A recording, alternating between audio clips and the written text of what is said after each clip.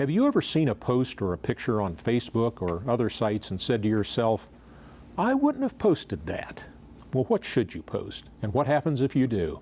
I'm Dan Ringer, and we'll talk about social media and employment right now on The Law Works. From West Virginia Public Broadcasting. Closed captioning for The Law Works is made possible by a grant from the Monongalia County Bar Association to support legal information and education for all West Virginians. The Law Works is made possible by major grants from the Office of the West Virginia Attorney General and from Software Systems Incorporated, a West Virginia company established in 1975 which provides high-end support services, programming, and consulting for county government AS400 mid-range computer systems, as well as PC-based systems, and by a grant from the West Virginia Bar Foundation. The West Virginia Bar Foundation, the philanthropic organization for West Virginia's legal profession and justice system, promoting public knowledge of the law in West Virginia.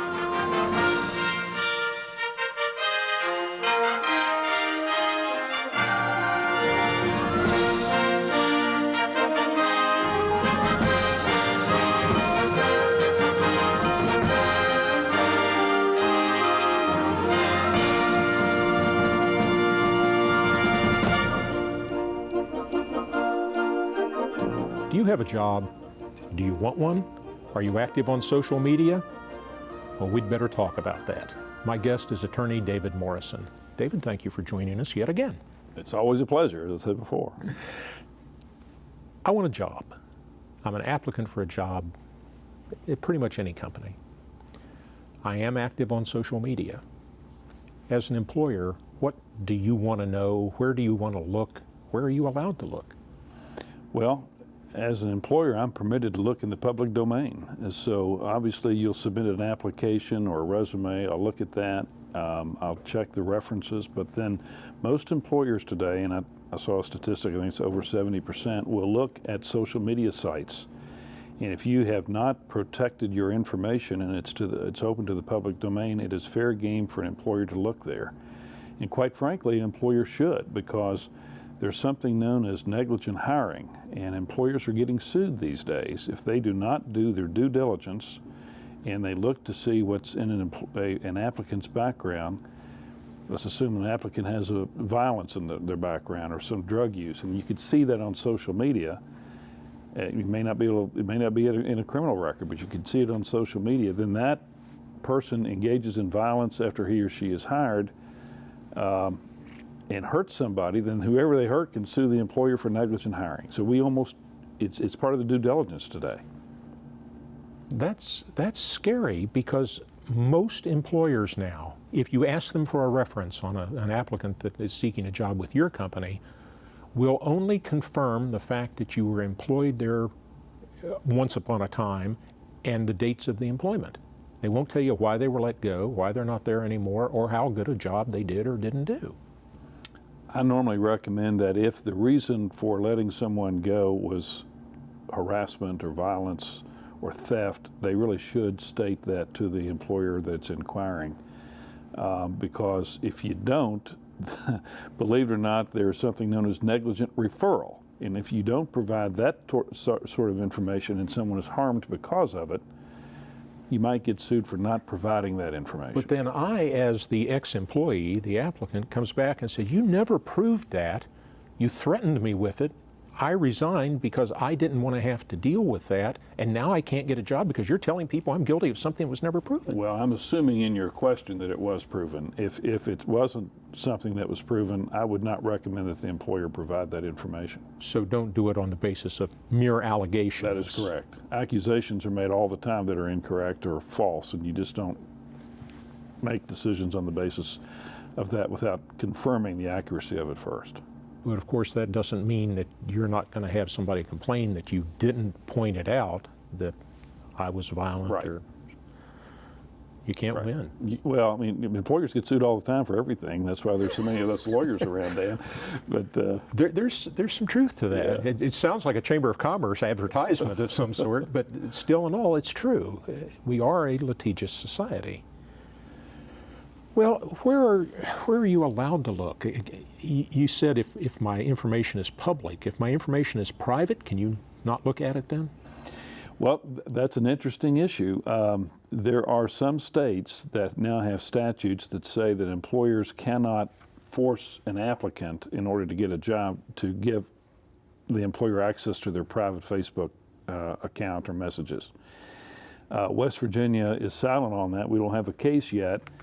There becomes an interest that the employer might have a need to know what's on Facebook versus the privacy interests of the employee. We do have a constitutional right to privacy in West Virginia, so there'll have to be a weighing of those two interests, and a decision will have to be made as to whether it constitutes an invasion of privacy to force an applicant to do that. There is, well, there's almost a requirement for lawyers when somebody comes in with a complaint about something. If the law doesn't specifically speak to it, we have to kind of forecast what the law is going to be in the case. And I would think that if you are on, for example, Facebook, where you are allowed to restrict access to your information, if you have restricted the access, there would be a powerful argument to say you have a reasonable expectation of privacy in that restricted access material.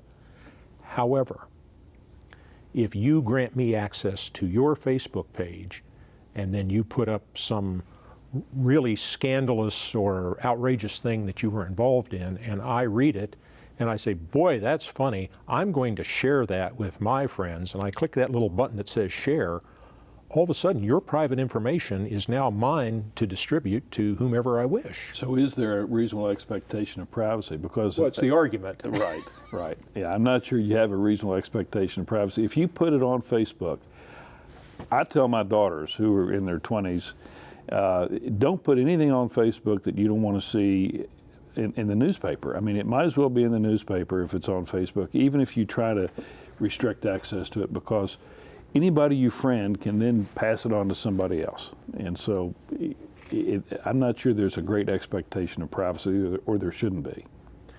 So the employer directly or indirectly sees these things. Can they rely on them? Can they act on them? Sure. Well, it depends. I mean, one danger that employers have in looking is that you get information on Facebook that you don't get in an application. For example, we're not permitted as an employer to ask how old somebody is. If somebody is, as you know, if someone is over the age of 40, we can't make, and employers cannot make a decision not to hire somebody because of their age if they're over 40. That's age discrimination. Well, that information might be on Facebook. So now the employer has access to information that the employer should not have had. So there's a danger for employers too in looking. Because the presumption is if you know about it, you relied on it. At least there's an argument that can be made, and it can give rise to a lawsuit because of it. So employers also have some risk in looking. Some employers are actually hiring third-party reviewers to go into Facebook and these other places, look at these sorts of things, and only tell them non-controversial information, not about age, not about gender, not about race or anything like that, but only about what is on the Facebook that might show a person's personality. Non-prohibited information. Right, right. We're talking about social media and employment. My guest is attorney David Morrison. I'm Dan Ringer, and this is The Law Works. I have seen things, particularly on Facebook, that seems to be the most popular of the social media sites, that if someone had said, should I post this, should I say this, my reaction would have been, no, good golly, no, don't even acknowledge thinking about something like that. And it's not just pictures, it's not just descriptions of where I went last night or where you went last night, although I see those. Young people particularly seem to like to post party pictures.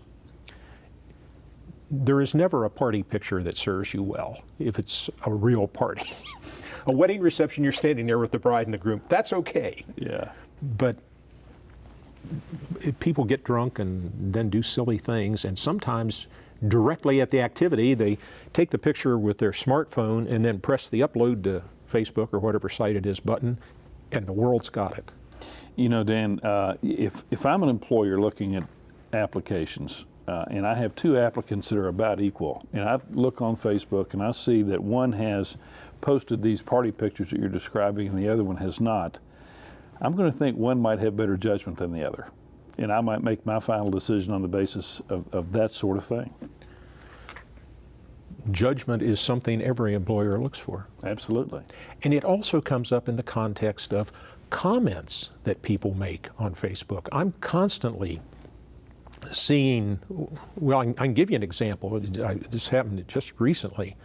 A person posts a quote from Maya Angelou, that said basically, I dream of a time when white boys and black boys can hold hands and play together, or black children, white children. I don't remember the exact quote. People started taking exception to that. And it devolved into, well, he's not my president. He might be your president, but he's not my president. Prospective employers will look at things like that and form an opinion of you and will react to that opinion when that's not at all what you wanted them to do when you made that post. Well, I mean, that might indicate some sort of racist view, and most employers don't want to hire someone who can create those sorts of problems in the workplace. So if you, again, it's so competitive.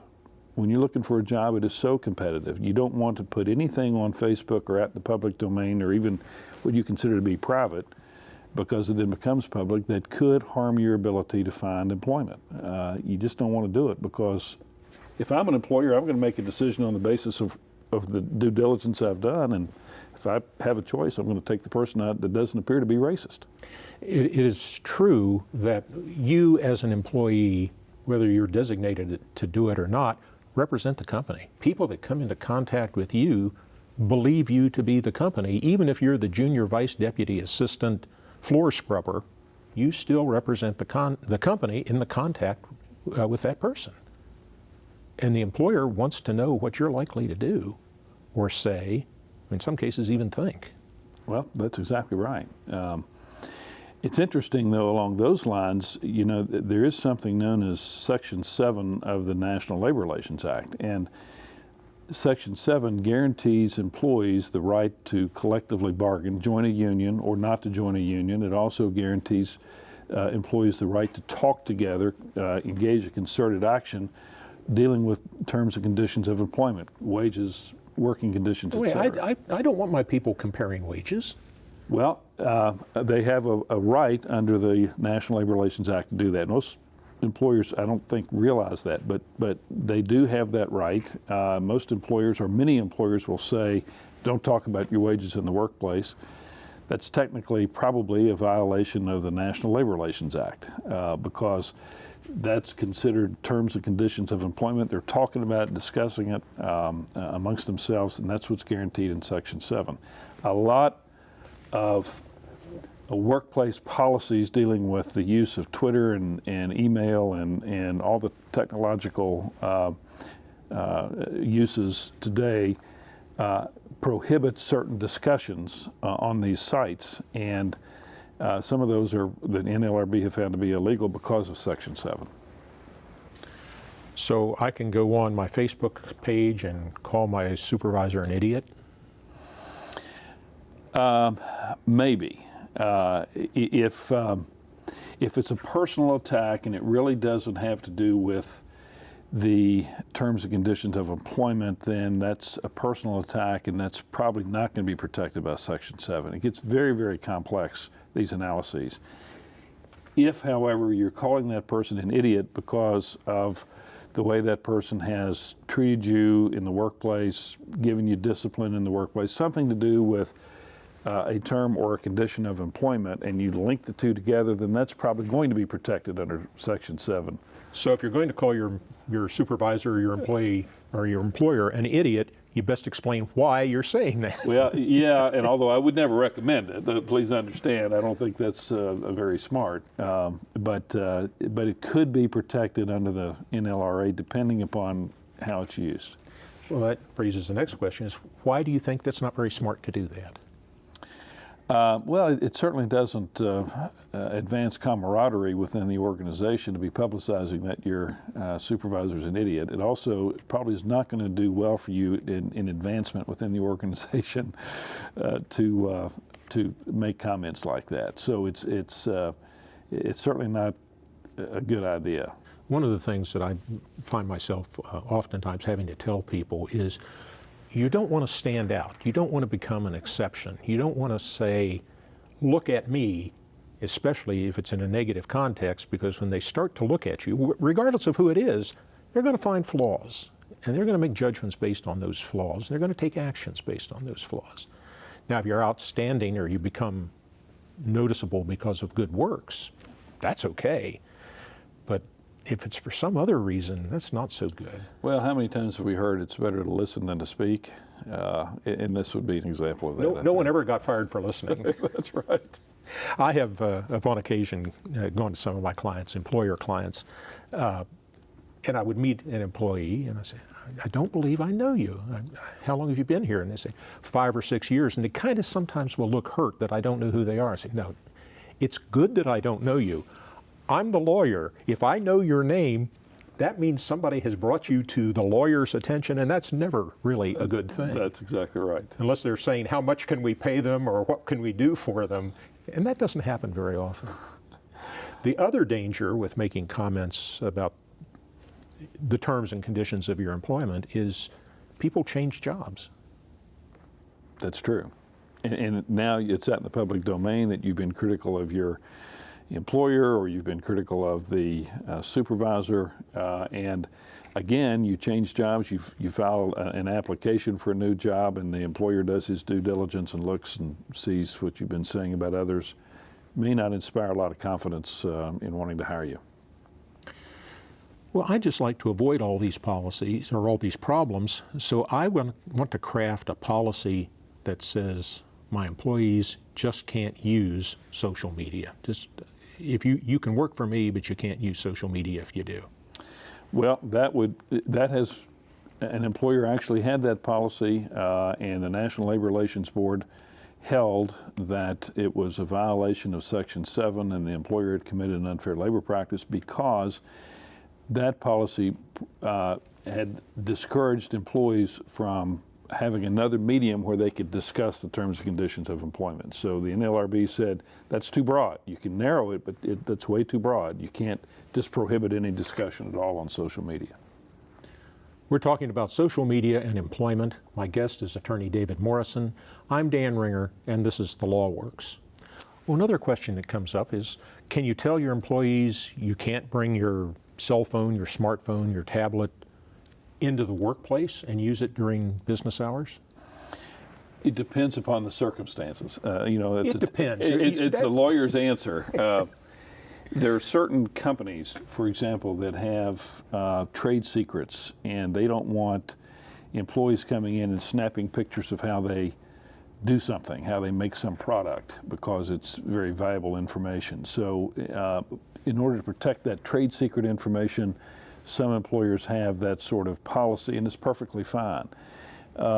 If you don't have that sort of trade secret information, then prohibiting someone from bringing their iPhone in or their cell phone or whatever they're using, their BlackBerry, it may be a violation of Section 7 of the National Labor Relations Act, because it may prohibit employees from, again, having another means of communication to discuss the terms and conditions of employment. You can't always stand up and say something, but you might be able to text your friend that there's a problem here. I would think that there'd be some problem with employees using these electronic devices, whether they're on Facebook or Pinterest or whatever it is, during business hours when they're supposed to be doing other things. Well, and there's that argument. I mean, it can affect productivity. Again, you have to look at the specific circumstances. These analyses become very, very complex, and it takes some time to work through them sometimes.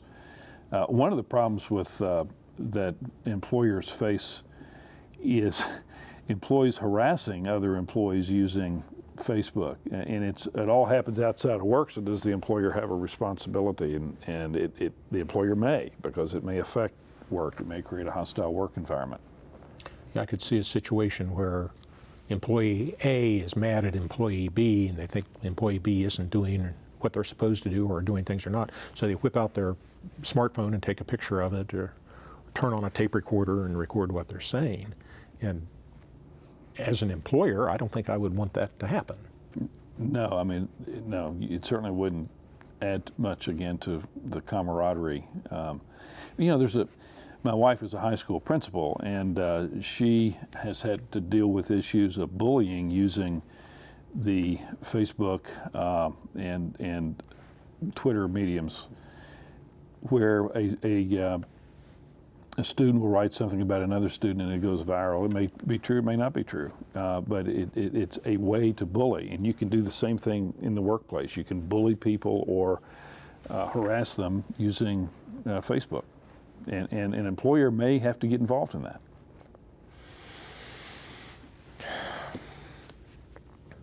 So we're allowed to say, don't bring your cell phones in here, your smartphones or whatever, or at least don't use them during business hours.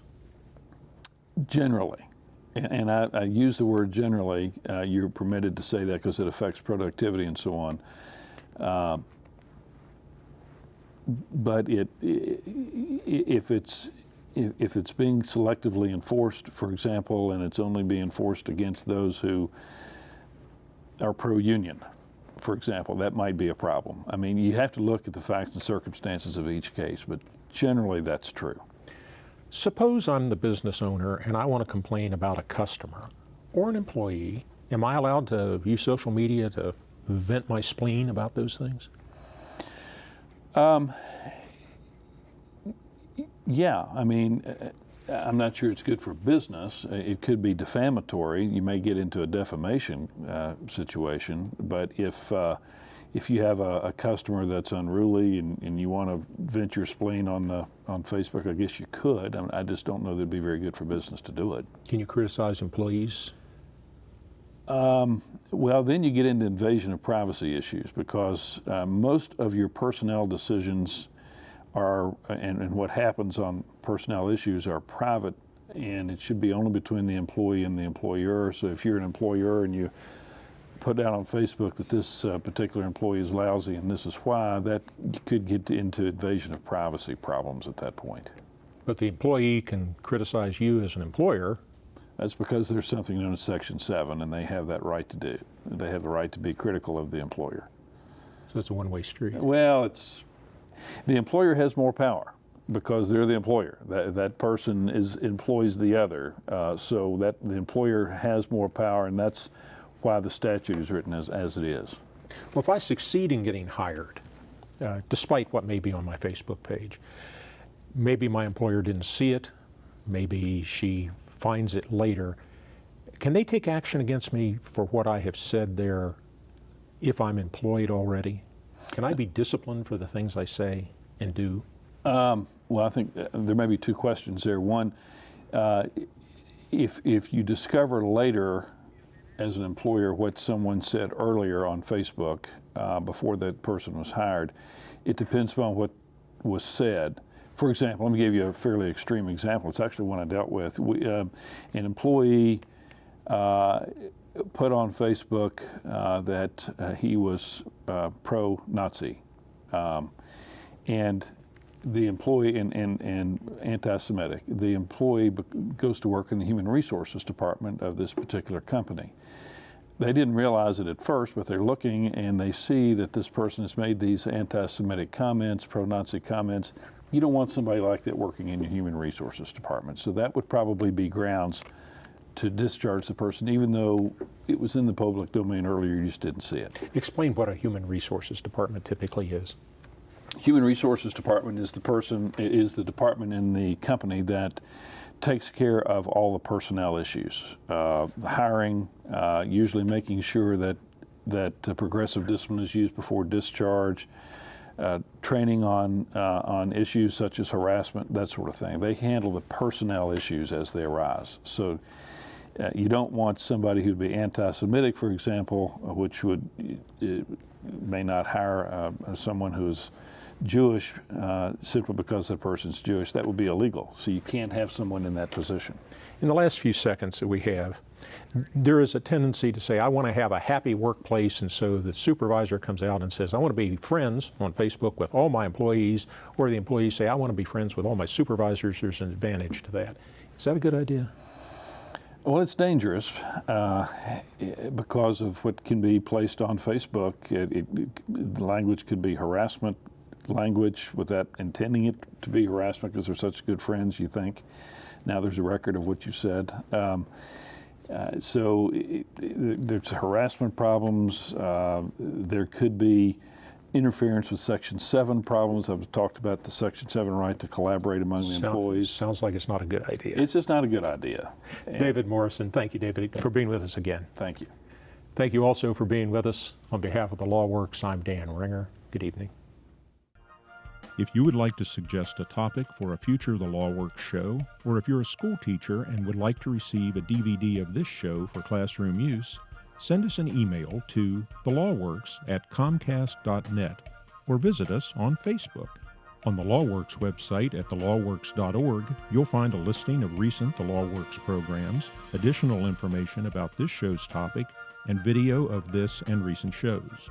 You can also find the Law Works programs on YouTube and iTunes. The Law Works is produced in cooperation with the Office of the West Virginia Attorney General, the West Virginia Bar Foundation, the Mountain State Bar, the Monongalia County Bar Association, and the West Virginia University College of Law. The Law Works is made possible by major grants from the Office of the West Virginia Attorney General and from Software Systems Incorporated, a West Virginia company established in 1975 which provides high-end support services, programming, and consulting for county government AS400 mid-range computer systems, as well as PC-based systems, and by a grant from the West Virginia Bar Foundation. The West Virginia Bar Foundation, the philanthropic organization for West Virginia's legal profession and justice system, promoting public knowledge of the law in West Virginia. Additional support for the Law Works is provided by the West Virginia Supreme Court of Appeals. From West Virginia Public Broadcasting.